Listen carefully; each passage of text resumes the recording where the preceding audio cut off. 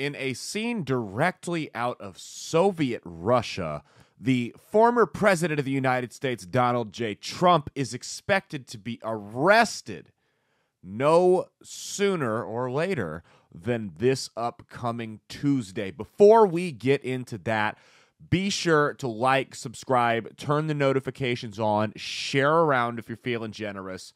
Follow my socials at Caleb Isn't Funny on Twitter and Instagram, Caleb Salvatore Comedy on TikTok. You can follow my show, That's Based with Caleb Salvatore, brought to you by Outlaw Streamers. You can go to outlawstreamers.com to learn more. All the links are in the description on Rumble, Spotify, Spreaker, Apple Podcasts, and iHeartRadio. Everywhere they haven't banned us from. We post clips of the show on this YouTube channel, 10 a.m. Central Standard Time every single day. If you want to see what it's about, go check it out there. Some things we can't post on YouTube. It's why we don't do the full episodes here. Again, that's outlawstreamers.com. That's Based with Caleb Salvatore. Airs every Saturday at 9 a.m. So, yes, Donald Trump is expected to be arrested on Tuesday. This is obviously going to send the media and the news world into a frenzy. But how does this affect his presidential campaign? That's the big question here that's on everyone's mind. You gotta wonder, from the regime's perspective and the Democratic Party's perspective, are you almost overplaying your hand? Think about 2016. In 2016, Donald Trump knocked off Hillary Clinton, one of the upsets of the century, besides that Fairleigh Dickinson beating Purdue last night. One of the upsets of the century. People did not see it coming. The reason Donald Trump was one of the reasons Donald Trump was able to knock off Hillary Clinton, in my opinion, was if you looked at the people who supported Trump, who said when they polled these people, who supported Trump, Trump supporters were significantly more enthusiastic. Now, there were some people that were enthusiastic about Hillary, but for the most part, Hillary Clinton's voters were voting for her because she wasn't Trump, whereas a lot of Trump's voters, and again, not all of them, some people just hated Hillary, a lot of Trump's voters were voting for him because of who he was, not who he wasn't. And when you think about it that way, people, because it's always, whenever you hear about elections, it's always, whoever gets the most independents is going to win, which is true to an extent. Independents and moderates do play a major deciding factor in who wins these elections. But another thing that gets slept on that a lot of people just discount because they assume that your base is your base and they're going to vote for you no matter what, is who can motivate their base. And Donald Trump in 2016 motivated his base so much better than Hillary Clinton. People were proud and happy to vote for Trump. Not so much Hillary. Not so much Hillary. Now, some of the independents and moderates, they may have lied about, I voted libertarian or whatever, and they voted for Trump. But Trump's base was excited to get out there and vote for him. I had a local election just recently that I was opinionated on. I had an opinion. It wasn't a strong one either way, but I had a candidate that I preferred.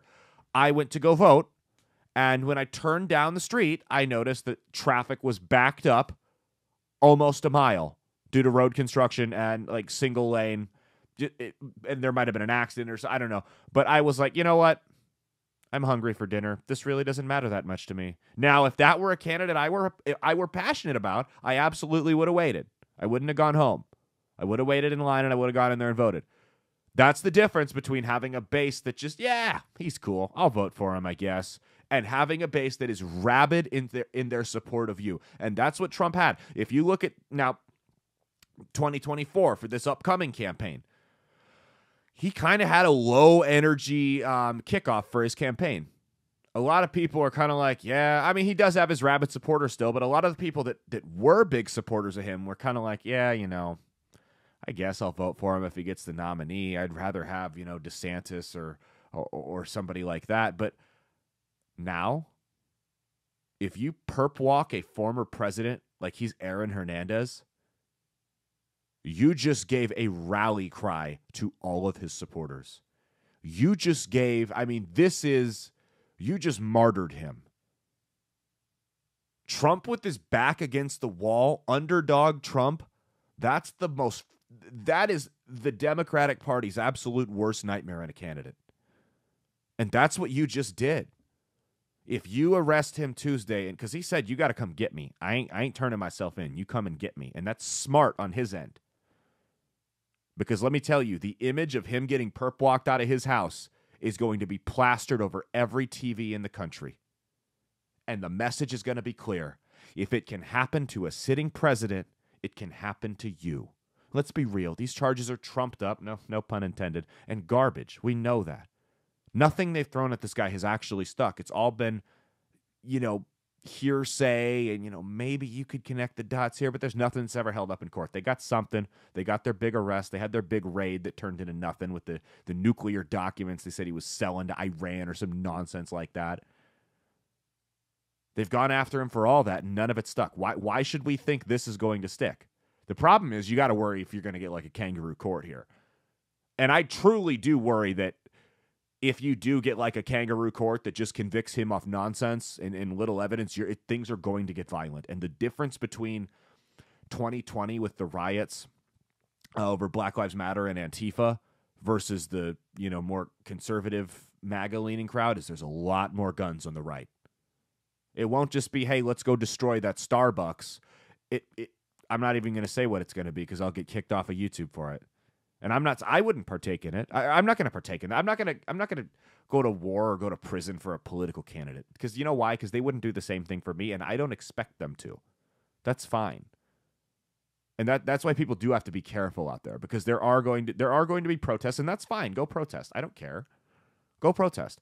But there are going to be people in there, just like there were on January 6th, just like there were during the Black Lives Matter rallies.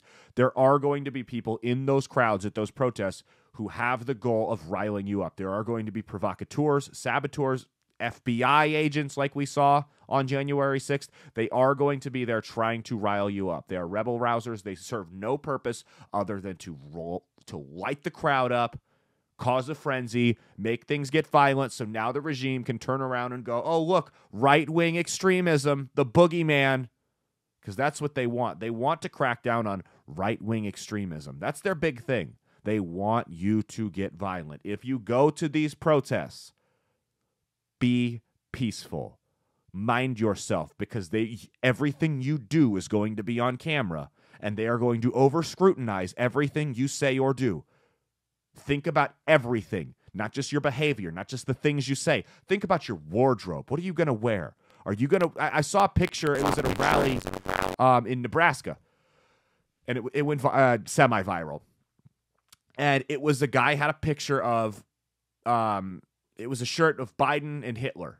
And the top half was Hitler and the bottom was Biden, and they were making the same pose, and it said Pedo Hitler. Well, what did the news media do? They took those pictures and they cropped out the bottom half that showed Biden and said, look at this guy wearing a Hitler shirt at this, conservative, anti-government, whatever rally. Look at this guy. He's a Nazi. It wasn't a pro-Hitler shirt. It was an anti-Hitler shirt. Now, that shirt probably should have been designed better. You have to consider 95% of the mainstream press is against us. When 95% of the mainstream press is against you, you just have to assume they're going to take anything they can to misconstrue it, to ruin your life, to ruin the message you're trying to send, to absolutely discredit you and make you seem to be something you're not. Think about your wardrobe. Think about your actions. Think about the words you say. Maybe it's not such a great idea to carry a rifle there. I'm as pro-gun as it gets. Maybe not a great idea to bring your AR. And for God's sakes, if you're going to make a sign, spell check it. Quick spell check goes a long way.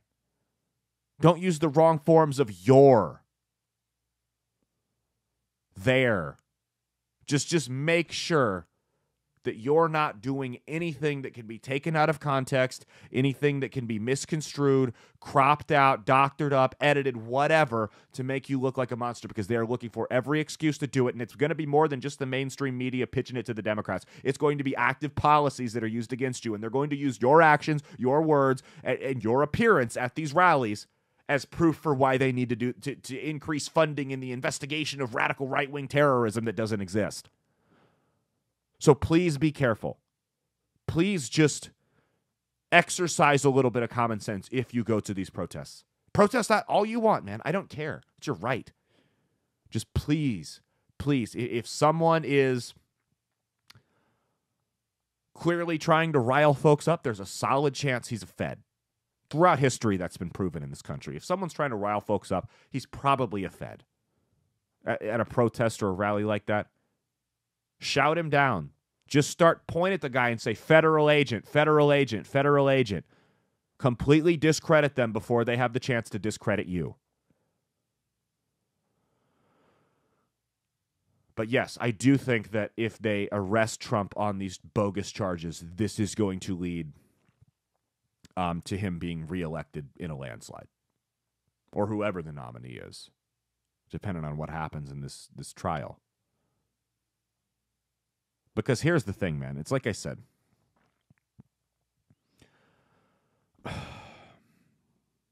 The thing about, I'm trying to word this correctly. We talked about how, earlier in the video about how the person who wins the most, the common conception is the person who wins the most moderates and independents is usually the winner. And I pointed out how, yes, that's true, but you also have to make sure your base is actively engaged and actively wants to go out and vote. His base is now engaged. You've riled them up. You've successfully lit a flame under their ass. Congratulations on that. But at the same time, you arrest Donald Trump, how many moderate, independent, maybe a little conservative, libertarian type leaning folks are going to see what happened to Donald Trump, and it's going to immediately have a negative effect on their view of this administration, of the Biden administration? How many people are going to be like that? How many average guys? Because right now, I'm telling you right now, there is no better depiction of the corruption and abuse of power taking place within this country than a former president being perp-walked out of on what we all know was, let's be real here, trumped up charges, no pun intended. That picture could single-handedly cost Joe Biden his reelection. Because people are going to realize, just like they did with social media, when a lot of the Twitter censorship got real for a lot of people who were kind of in the middle when Trump got banned from when all of the social media companies combined colluded to kick Trump off at the same time. People were like, "Oh, hold on. That guy was the president and you banned him?" Like this Soviet Russia style KGB secret police arresting you on fake charges because you're nothing other than a political opponent. People are going to see that and go, oh my God, they made up charges and railroaded a former president who's worth billions and billions of dollars to take him down because they didn't agree with his politics because he was a threat to their power. Imagine what they could do to me. They could kill you. There wouldn't be any mass protests. There wouldn't be any mass riots. There wouldn't be a revolution in your name. It'd be a little blip side story on the news radio or on the newspaper, and that's it. Never hear about it again. They could kill you. Middle class guy making $50,000 a year. You don't have a talk show. You're not a politician. You're not anyone famous. But maybe you just got the wrong opinion. They could kill you. They could stick you away in a prison that in a godforsaken place you've never even heard of for the rest of your life. They could disappear you. And nobody would do anything about it. There wouldn't be rallies for you. There wouldn't be protests. There wouldn't be a revolution. It would just be, Man, it's too bad John freaked out at that traffic stop when the police had to shoot him. That's all it would be. They wouldn't think anything of it. It's too bad John just went crazy and abandoned his wife and kids. Meanwhile, you're sitting in a prison in Guam or something like. Who knows? It's not what they're doing yet, but as we've proven time and time again throughout the last couple years, the slippery slope fallacy is not a fallacy. It starts with them arresting the former president on trumped-up charges and ends with vans of people coming and taking you away in the middle of the night because you expressed the wrong opinion on social media. This is how it always goes. Look what they're doing in Australia, sending cops to intimidate people at their homes because they made a Facebook post questioning the you-know-whats. Can't say it on here. Stop myself. Don't want to get banned. That's why you follow That's Based on OutlawStreamers.com, Rumble, Spotify, Spreaker, Apple Podcasts, and iHeartRadio. Seriously, though, I'm being serious here. I'm going to end it on this. if you go to these protests, be careful. Be careful. I completely agree. It is bullshit what's happening to Donald Trump. It is garbage. But Donald Trump would not go to war for you. Donald Trump would not take a prison sentence for you. If you were in jail, if you were being treated poorly. Look, he kind of left those January 6 people out to dry. People being held as political prisoners. He could have helped pay their bail. He could have helped pay for defenses. He could have helped pay. He could have pardoned some of them. He could have done a lot of things, and he didn't do any of them. So just be careful.